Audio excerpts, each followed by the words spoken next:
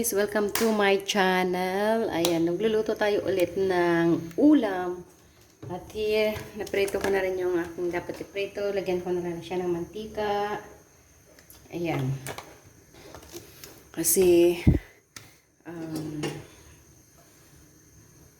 magagawa na tayo ng mas mabilisan. Okay. Ayan, dahil dyan,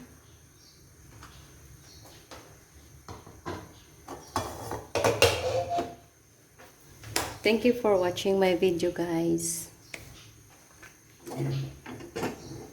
Here we go.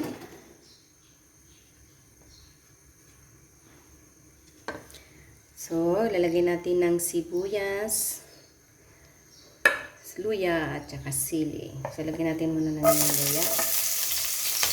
Luluto tayo ng ginataang tilapia.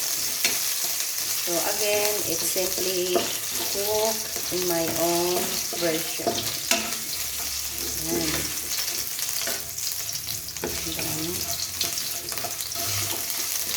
Simpleng ulam.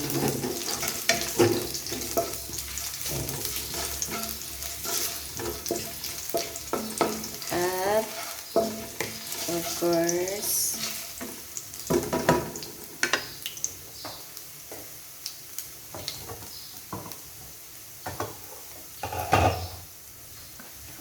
ating pa crunchy ang luya.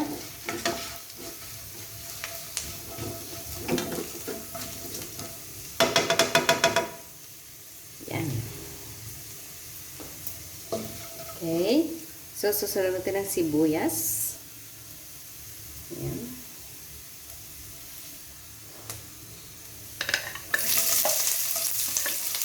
Kasama ko na rin pati yung sili. Gusto ko kasi tira natin yung isa. So, kung matikman talaga yung siling-sili talaga. Anghang. So, kanang sarap. Yan. Ating ano yun ang matagal. Again, gusto ko yung crunchy na sibuyas.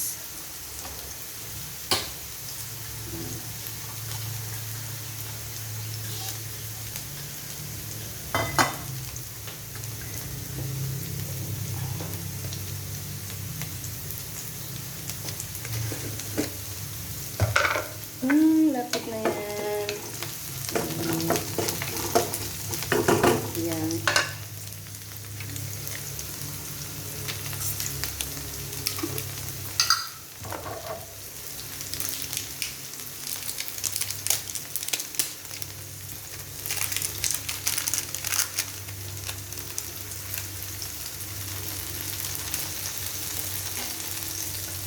Yes. Still little bit. Kasi gusto ko siyang crunchy.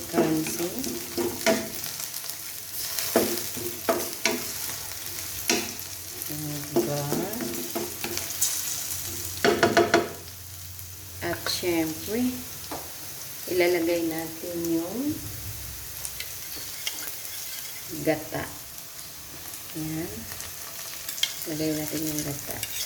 I-stir ko lang yung gata niya. Para oops. Wow. Meron po natin.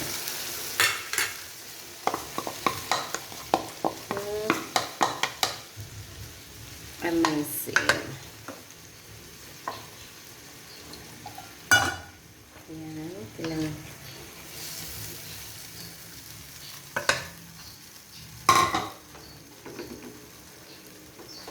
Okay. Wow. Sarap. Okay. Tapos, lalagyan ko muna siya ng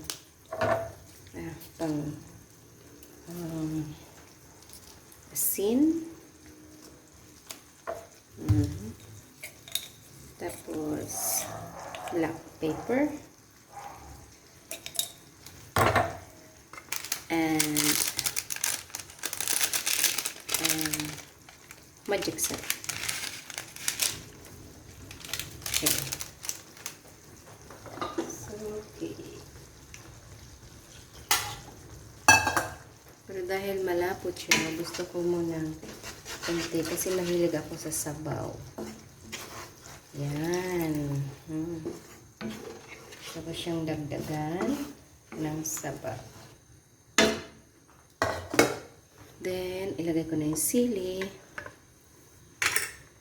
At syempre, ang ating pritong isda na tilapia.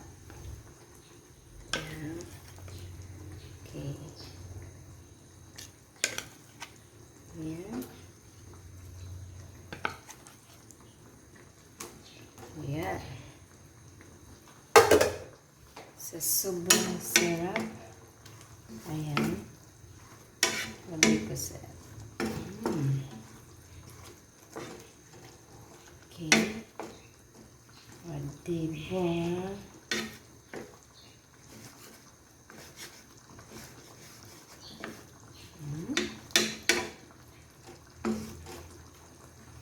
So, testingan natin. Testing.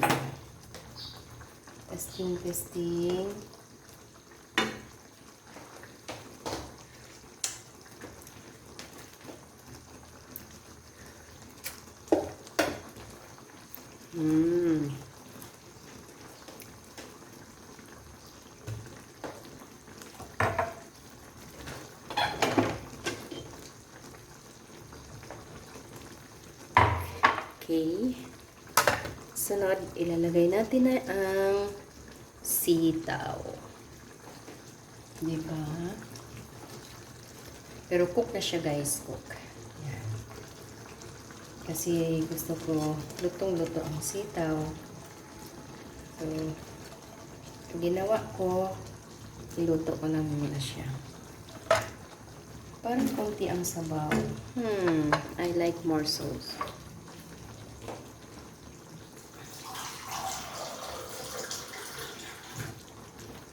Because of that, lagyan ko muna siya ng konting tubig.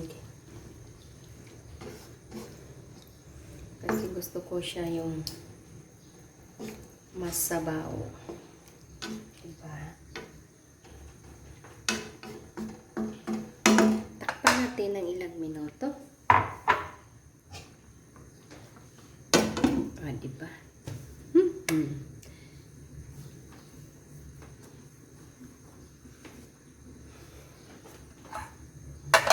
Syrup na yan.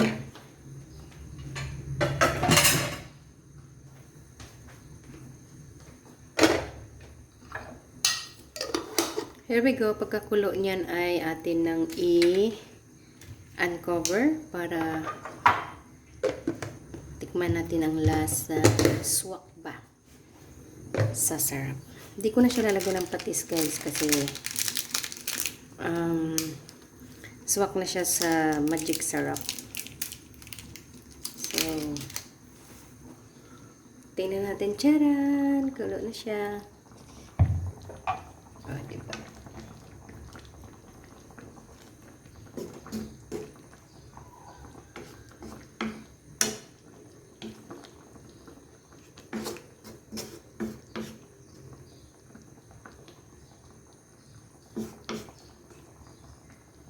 Yeah.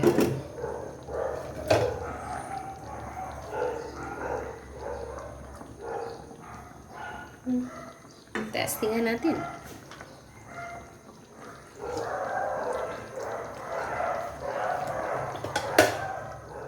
Sarap.